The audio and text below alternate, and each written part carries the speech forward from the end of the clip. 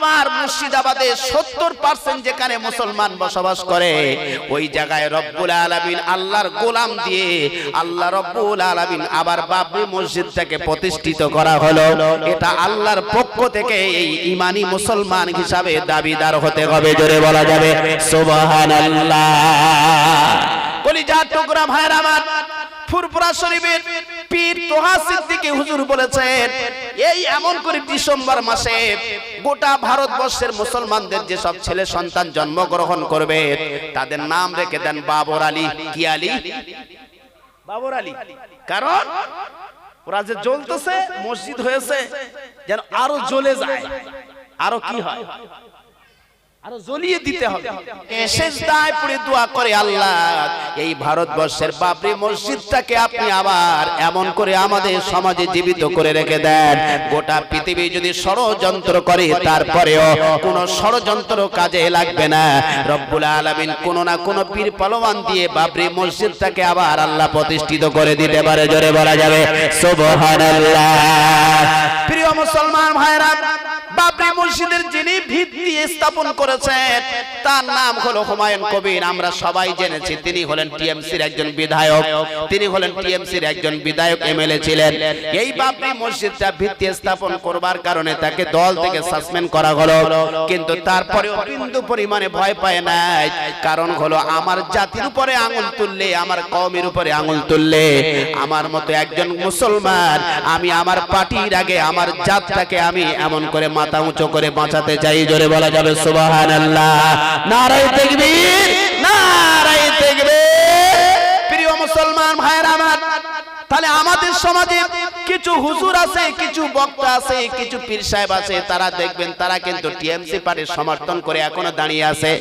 আমরাও টিএমসি করি, আমরাও সমর্থন করি, কিন্তু যেখানে সরকার কোষাগার থেকে মন্দির যদি কিনা বানায় মুসলমান ভাইরা, সেখানে তো এমন করে অপরাধ নাই। সেখানে যদি অপরাধ না থাকে, জনগণের টাকায় বাবরি মসজিদ হবে, এখানে অপরাধ কিসের? কলিজার টুকরা মুসলমান ভাইরা, সত্য কথা বললে এখন সমাজের কাছে খারাপ হয়ে যাবেন, যাবেন কি যাবেন না? কথা বলেন ভাই, যাবেন না? জনগণের টাকা নিয়ে যদি মন্দির বানান, এখানে এখানে এমন করে আপন পর কাছের দূরের, এখানে আপনার কাছে মনে হলো না।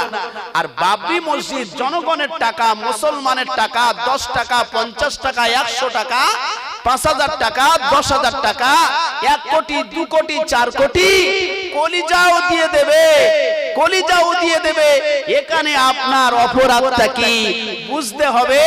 নবীজি বলেছেন, যে সমাজে নারী নেতৃত্ব দেবে সেই সমাজ ক্ষতিগ্রস্ত হবে। এই কথাটা নবীজির কথা। কার কথা? কার কথা? হযরত মুহাম্মদ সাল্লাল্লাহু আলাইহি সাল্লাম যা বলেছেন হুবহু কারেন্টের মতো মিলে যাবে। নবী বললেন, নারী নেতৃত্ব দেবে সেই সমাজে তোমরা কোনোদিন সোজা হয়ে দাঁড়াতে পারবে না। আমার মুসলমান ভাইরা, কলিজার টুকরা বাবাজিরা, এই পশ্চিম বাংলায় 33% মুসলমান আজ বর্তমান পশ্চিম বাংলায় আমাদের মাননীয় মুখ্যমন্ত্রীকে ক্ষমতায় এনেছে। আনার পর মুসলমানদের চাকরির দিক দিয়ে লক্ষ্য করে, সেখানেও বঞ্চিত, সম্মানের দিক দিয়ে লক্ষ্য করেন, সেখানেও বঞ্চিত, নেতা নেত্রীর দিকে লক্ষ্য করেন, সেখানেও বঞ্চিত। কিন্তু আমরা টিএমসি করি, এখনো এই ধর্মীয় জলসা থেকে তানাকে উদ্দেশ্য করে বলছি, আমরা আপনাকে সম্মান করি, শ্রদ্ধা করি। এখনো একবার ভেবে দেখুন, আগামীতে 26-এ ইলেকশন আছে, যদি মনে করে যে যাদের ভোটে আজকে আমি মুখ্যমন্ত্রী হয়েছি তাদের দিকে তাকানো আমার দরকার, তাদের সুখ দুঃখের কথাটা আগে ভাবার দরকার, তাহলে কিন্তু আরেকবার সুযোগ আমরা দিতে পারি কি পারি না? মুসলমান ভাইরা, যদি মনে করেন যে না আমি মুসলমানদেরকে বলি বানিয়েছি, যা করব তা মেনে নেবে, আগামীতে তৈরি থাকুন। আমাদের কম থেকে, আমাদের জাতি থেকে মাথা উঁচু করে দাঁড়ানোর মতো একটা লোক তৈরি হয়েছে, আমরা তাকে সমর্থন করব কি করব না? কথা বলে ইমানি দায়িত্ব করব কি করব না? কথা বলে। কারণ আল্লাহর নবী বলেছেন, তোমরা শিয়ালের মতো মরো না, সিংহের মতো 1 ঘন্টা বেঁচে থাকো সোজা কথা বলে।